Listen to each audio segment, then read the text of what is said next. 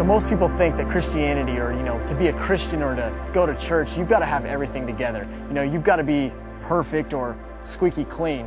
But in this series, I want to challenge you guys, man, to be a follower of Christ is to get a little dirty.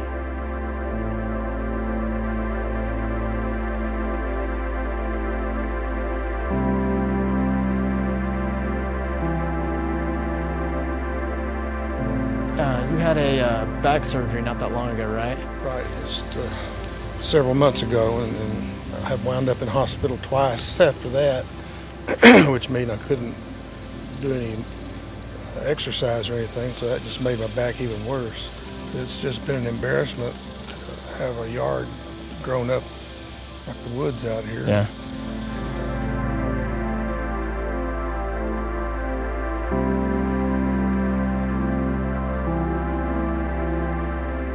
See, Jesus expects certain things from his followers. If we're going to follow him, we've got to understand there are certain things. And it's not in a bad way like, man, you got to do these things or else.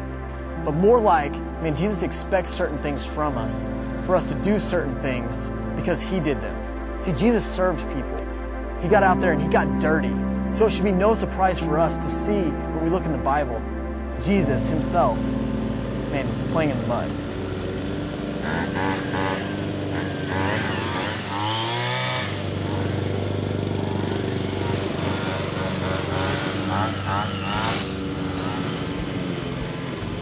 Okay, so Jesus isn't exactly, playing in the mud.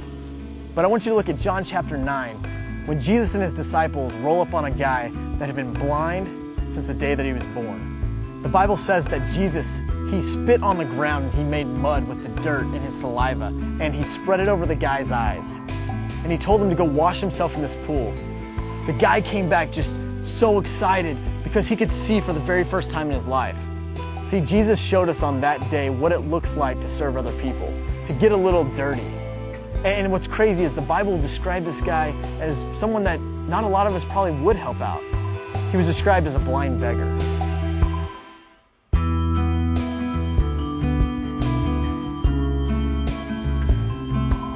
Now you might be sitting there right now going, Nick, I don't know a blind homeless guy to serve or a beggar. But I would challenge you, there are people around you in your area that you could serve every day. People at your school, people that you see at the mall, people in your own house, or like me, somebody at a gas station. See guys, I love ices. I mean, I really love ices. And there was a time in my life where I went to the same gas station every day to get an icy. See, throughout that time, I built relationships with the people there. I got to know them, and they knew me by name. But there was one guy in particular that I had built a friendship with that I'll never forget. So one night I walk in the gas station like I had been doing for months to get my icy, and I saw my friend there. And I noticed something a little different about him. He wasn't as happy and everything as what he usually was. And I asked him, man, what's going on? He began to tell me that night, before he came into work, his wife had sat him down and said that she was leaving him. She was going to take the kids and she was going to go. And he just began to cry and he was so upset. And I just remember at that moment I was faced with the choice.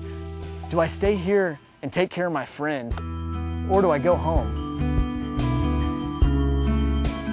I can't say it was the coolest and maybe even the easiest thing to do, but I can tell you this. I thought about, man, what would Jesus really be doing on this night? Would he go home and hang out with his friends, or would he be here with this guy that was hurting?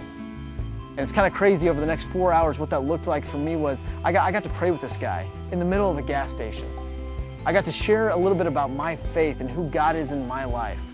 And ultimately, that night, that man who was hurting so bad accepted Christ in that gas station. See, this didn't happen that day just because I was like some super Christian or something. I truly believe it was because I just served this guy. I was his friend. I got down and I got dirty. I didn't do what is normal and easy. I allowed God to use me for whatever he wanted me to do that day.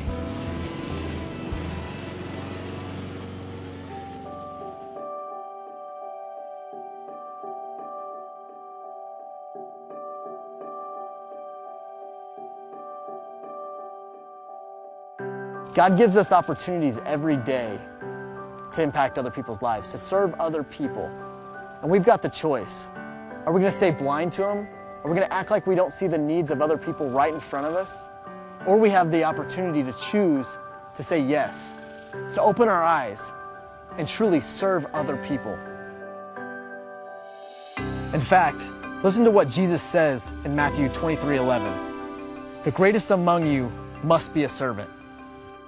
You know, some of your other neighbors, sometimes they come over and mow it. I mean, do you think that's something, is that a blessing to you, I guess? You know, my goodness. I mean, if you see a need, fill it. That's about all you can say.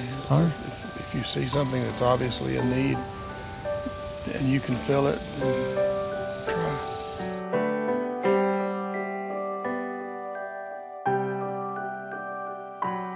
So what do you think? Are you ready to get your hands dirty? Are you ready to serve others?